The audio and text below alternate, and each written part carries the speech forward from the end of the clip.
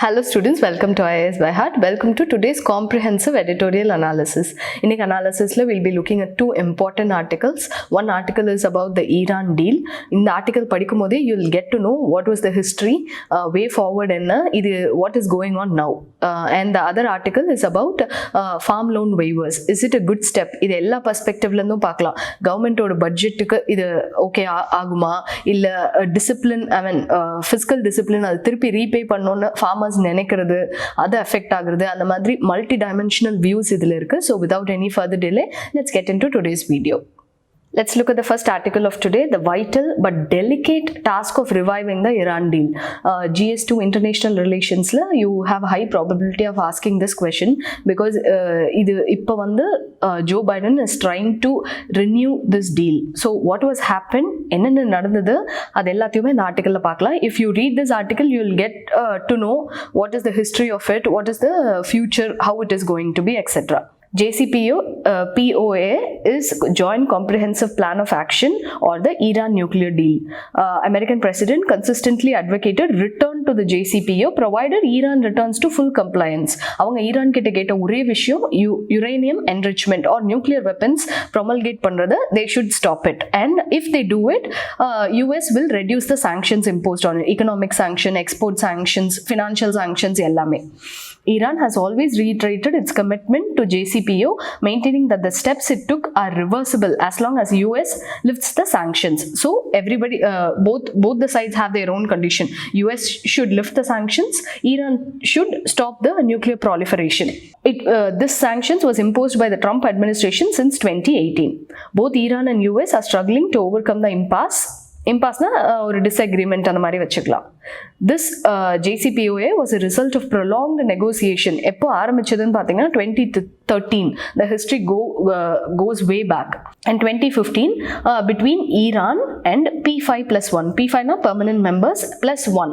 That is China, France, Germany, Russia, UK, US and European Union or EU. Okay? It happened thanks to the back channel talks. Back channel US and Iran இவங்க ரெண்டு பேரோட talks it was brokered by Oman in an attempt to repair the mistrust since 1979 Islamic Revolution. So இவங்க ரெண்டு பேருக்கு உள்ள இந்த Cold War and mistrust இது வந்து this goes way back, and signing of this deal started from 2013-2015 itself. Obama described JCPOA as his greatest diplomatic success.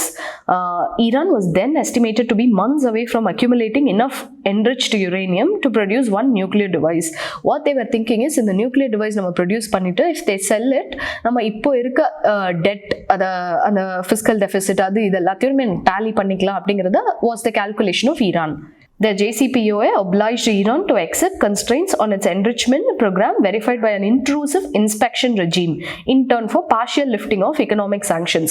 Adavadhu if US lifts the economic sanction, what Iran will do is avangaloda nuclear facility ku it will allow people from international arena, for example International Atomic Energy Agency la people can come in, make sure that Iran is complying with the international standards, making sure that nuclear weapons are not made for destructive purposes, rather for peaceful purposes. இதெல்லாம் check பண்ணிக்கிறதுக்கு Iran will allow. This was the agreement in it. Obama was unable to get the nuclear deal ratified but implemented it on the basis of periodic executive orders to keep the sanction waivers going. அதுக்கப்புறம் the next gentleman who came to power, Mr. Trump, he embarked on a policy of maximum pressure to coerce Iran back to negotiating table. அதாவது இப்போ சாங்ஷன்ஸ்னா இப்போ ரெண்டு பேருக்கும் பார்கெயினில் இருக்காங்க, நீங்கள் sanctions போடக்கூடாது, நாங்கள் நியூக்ளியர் யுரேனியம் என்ரிச் பண்ணக்கூடாதுன்னு. What if I put more sanctions, வேறு வழியே இல்லாமல் he has to come to the negotiation table. That was the strategy US President Trump followed.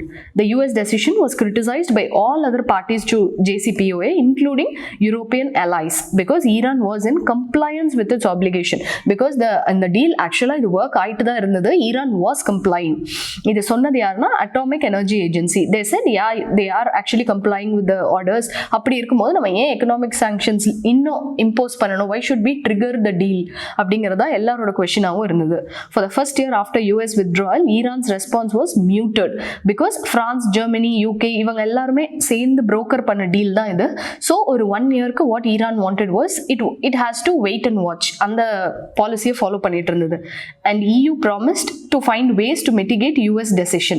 2019 Tehran, that is Iran's strategic patience, was wearing out as anticipated economic relief from E3, அதாவது these three countries, France, Germany and UK, இதெல்லாமே அவங்க ஒரு hopes கொடுத்துட்டு இருந்தாங்க. சரி, okay, US கொடுக்குற amount R அந்த சாங்ஷன்ஸை wheel give அப்படின்னு these three countries said, but unfortunately they also didn't give. அதனால what happened was Iran lost its patience. இது நம்ம ஒரு கதை மாதிரி படிச்சோம்னா you'll get to understand. இது நம்ம எஸ்ஏலையோ இல்லை GS3 பேப்பர் bilateral ரிலேஷன்ஸ்ல கேட்டாலோ இல்லை JCPO என்னன்னு தெரிஞ்சாலும் you will understand, you will have a holistic understanding of this. As the sanctions began to hurt, Tehran shifted to a strategy of maximum resistance. What Trump followed was maximum pressure. Iran, what it did was maximum resistance.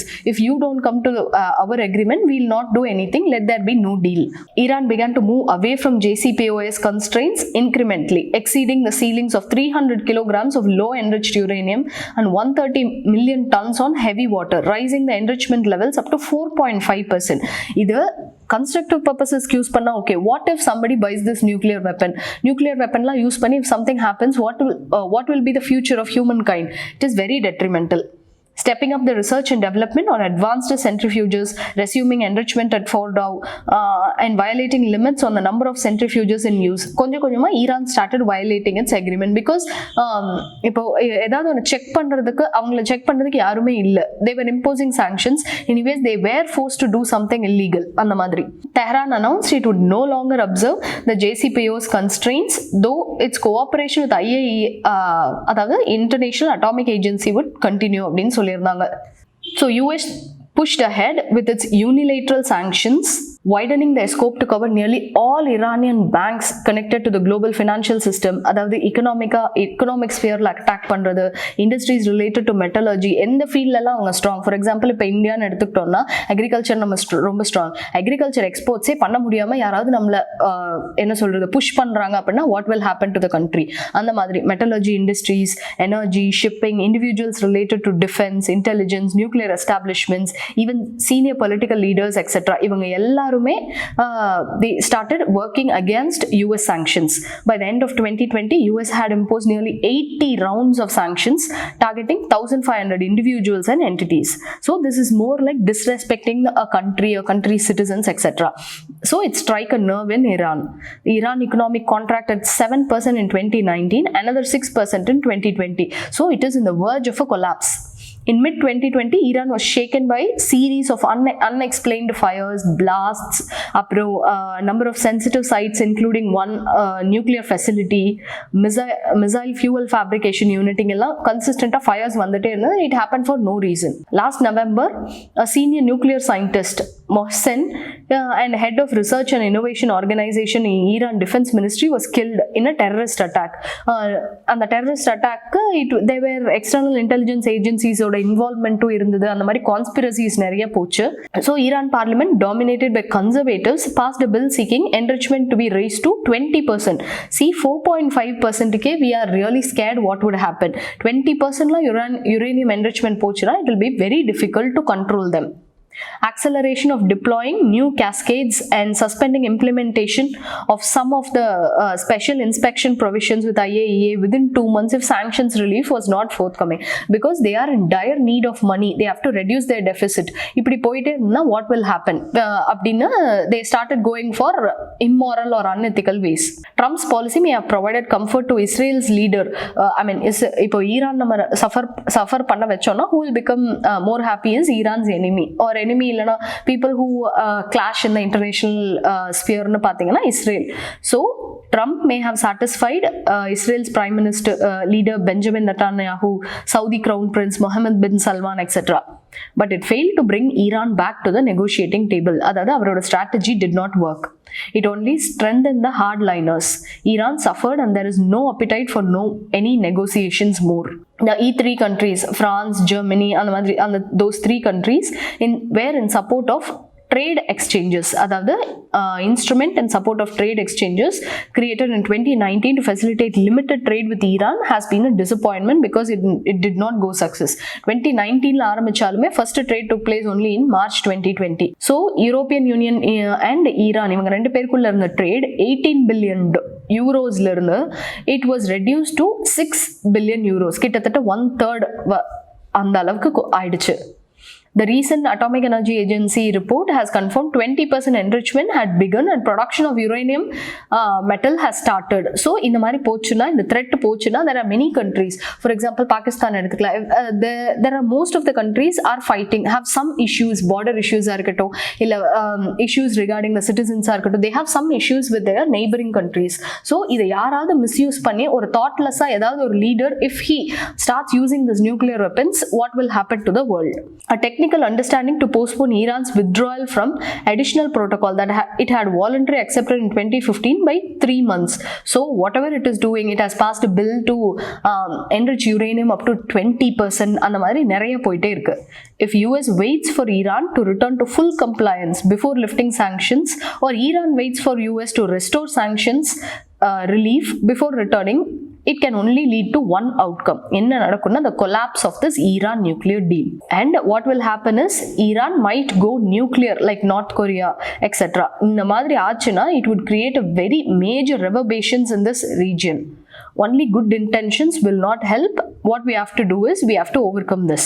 So the US administration has made a good start by appointing Robert Malley as the US Special Envoy for Iran, but he will need help.